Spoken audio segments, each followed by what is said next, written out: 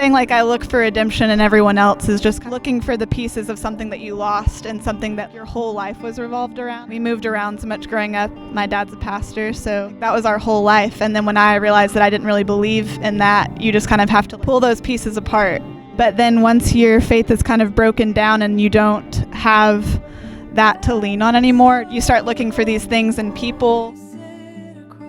The sentiment of hating church is more so the idea of church as a construct actually takes away from the mystery and awe of wondering about something or a creator or a God. Now we put on our nice clothes and we go to church. That's what I hate. I don't think that that's what church is about. What I'm speaking to in that is like I always hated that aspect of it. Sometimes I can go to a service and it can be beautiful and still mysterious and wonderful, but there's a lot of stuff that I don't like about it.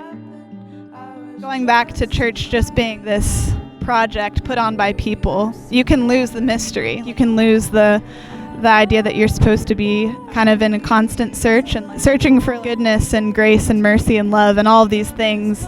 You can kind of forget about it because it becomes about you and what you can get out of it. I'm not one to say who's a Christian and who's not, but there are a lot of people where I'm like, I don't really know if this is about God to you. I feel like it's a way that you make yourself feel special.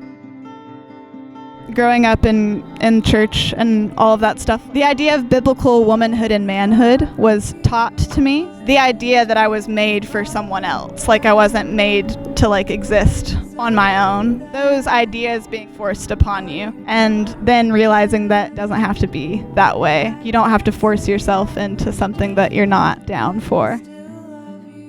To be a woman is to be in pain. It's just everything is much harder to do, and there's things that people already assume about you, seeing your assumed gender or whatever. People treat you differently, or you're just expected to deal with bullshit. That guy was being such a dick to me, and then people are like, oh, he's just joking. You know, you're just supposed to let everything roll off your back. Men have this sense of respect just because you're a man. It's a different thing because people just assume that the man is in charge or the leader. Even right now, I'm playing with Andrew. He's playing with me on this tour, and usually I play by myself, but something that I've noticed is that even when I go into a venue, a lot of people will just introduce themselves to him and start asking him, and he's like, you got to talk to her. Every aspect of life is more difficult than it is for a man. Even being paid, being treated like what you're worth, because we're equal, like we're the same. It's just about humanity. We're people. You go through an experience, you have time to reflect and come back and understand it more. But even when I wrote that song, I didn't know what I was talking about. And that's most of the time when I'm writing. I'm not writing with a purpose. It's just what flows out. And so later on, then I'm like, oh, maybe that's something that influenced what I was writing when I think back of that time of life that I was in.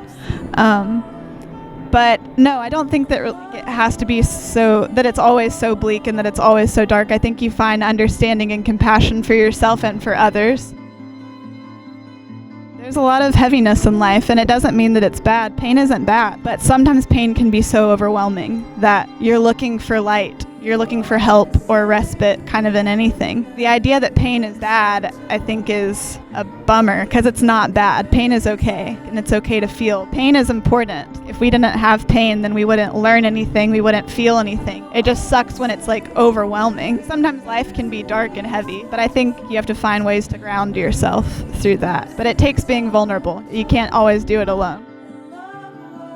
The way that I was raised, it wasn't like we didn't talk about those things. Let's say I expressed a desire or a need. I feel this way. Well, a lot of the time it would be like, well, that's selfish, and you just need to understand that it's not about you, it's about serving God. The problem is you. Maybe it is. There's lots of issues, but more and more you just have to have compassion and grace and understanding for yourself. Know that having needs isn't bad, like having needs and desires, and that they're not sinful and selfish. A lot of my life I was just told, well, that's sin. This desire you have, sin. This need you have, sin. You're being selfish. You're thinking too much about yourself. And I think that people can be selfish, don't get me wrong, but there's a difference between a desire to understand yourself, know yourself, and allow yourself to feel like what you need. When I wrote a lot of these songs, I was still living at home. It was a different experience, and now I'm moved out before the record came out. And the more time that you get to yourself and you get to know yourself, I think you have more understanding.